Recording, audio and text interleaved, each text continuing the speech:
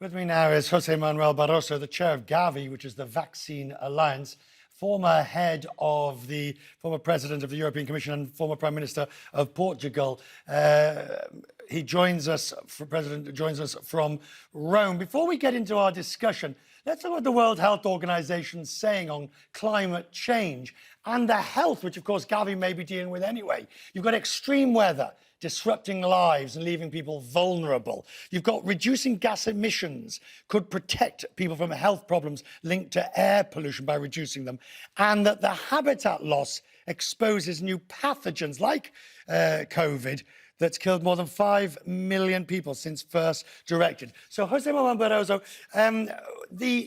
the role that Gavi is playing, and from your experience, we'll talk specifically about vaccines in a second, but from your experience, how difficult will it be at this stage to get everyone to sign on to a deal? Hi, Richard. It's a pleasure to be again in contact with you. I remember during the financial crisis, we spoke so many times. But precisely, I'm making that point because I think when we compare today, general situation political to the situation we had at that time, I think today there is less spirit of cooperation that is also reducing the level of ambition when it comes to truly multilateral solutions. You remember when we had this financial crisis, it was when we started the G20 summits.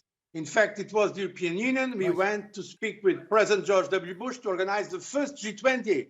And in fact, without having 100% success, it was very important, the G20, to at least to avoid a return to protectionism. And we transformed the Financial Stability Forum in the Financial Stability Board. There were a lot of concrete steps. At that time, it would be considered unthinkable for the president of China or the president of Russia or other important heads of states not to come.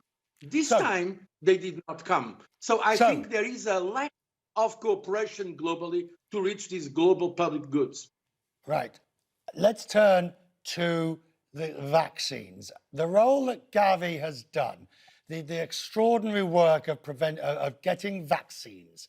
The reality is you haven't got enough, the pledges aren't large enough, and we still have pitifully low rates of vaccination in the developing world. What is your call? What do you now want? What we want, first of all, is that we will be receiving, we need to receive the vaccines that we have paid for. We need an end to restrictions, export restrictions. We need more donations for the countries who have vaccines in excess, surplus. We need also to receive notice in advance. We need to have longer shelf lives for those vaccines, so not to be given for redeployment, for donations, very close to their expiry dates. We need also more transparency from manufacturers. And we need those countries that have enough to swap the line with us, because Gavi is part of COVAX. It's the only truly multilateral facility we have today to distribute vaccines in the world, namely to developing countries. Okay, and as you said, it's a shocking and in fact unacceptable inequity what we are seeing today. The problem is countries are making promises. The US president, we expect the British Prime Minister to make more promises. But the incremental nature of this and the still IP protection on the vaccines is so great that I can't see we ever getting on top of it when it looks at the developing or some of the poorest countries in the world. They are destined and doomed in this state. They are frustrated, and they have they are right to be frustrated, because it's morally unacceptable, this big divide in terms of immunization.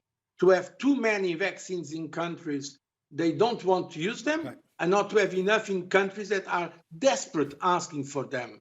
Now, having said that, we have to be objective.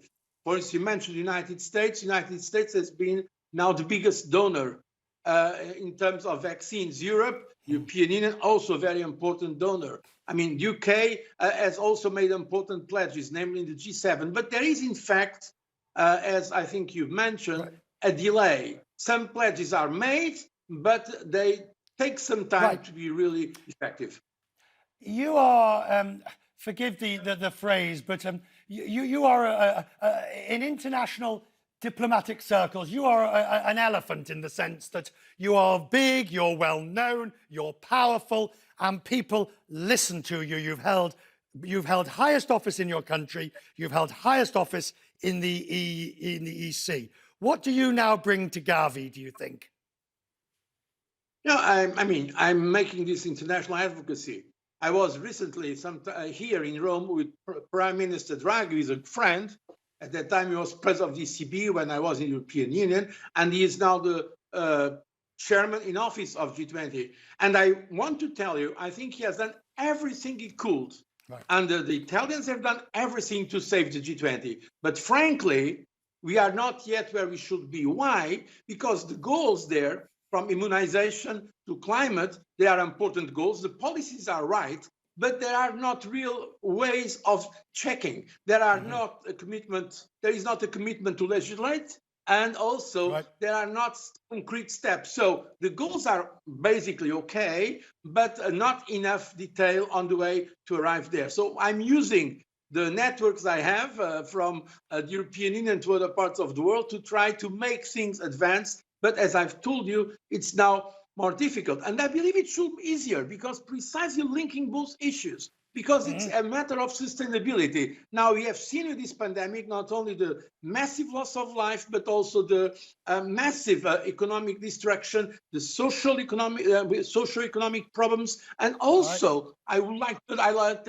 underline this point, the global security. Just imagine for a moment what could happen if you have now the weaponization of contagious diseases. So also in terms of global security, it is important that we invest not only in pandemic preparedness, but also in health resilience. Health resilience, health security should be a priority as a global public good. But the problem is that in a more difficult geopolitical atmosphere. Now we have more frictions geopolitically, not only between the United States and China. The level of ambition is reduced. Regretfully, we do need to say thank you, sir. Yes. We'll talk again.